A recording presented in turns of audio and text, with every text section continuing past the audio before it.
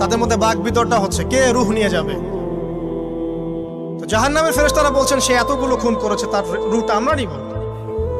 আর জান্নাতি ফেরেশতারা বলছেন না, সে তওবা করতে এসেছিল, অতএব সে আল্লাহর অভিমুখী হয়েছে, তার রূহটা আমরা নিব। আল্লাহ পাক এখানে একটা কৌশল করলেন। আল্লাহ পাক ফেরেশতাদেরকে বললেন, তোমরা রাস্তাটাকে পরিমাপ করে দেখো, যেদিকে যাচ্ছিল তার পরিমাপ বেশি নাকি যেখান থেকে এসেছে ওর পরিমাণ বেশি।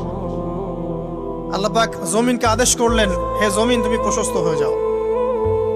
এবার পরিমাপ করে দেখা গেল সে তওবার দিকে আসছিল, এর পরিমাণটা বেশি। এই একটা কাজের ওসিলা আল্লাহ পাক তাকে মাফ করে দিলেন।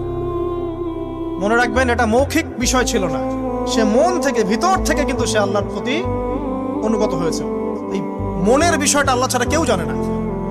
আপনি দেখতে পারেন সমাজে অনেকে দাড়ি, টুপি, পাগড়ি, জুব্বা সব লাগিয়ে ঘুরছে, তো বিশ্বাস করে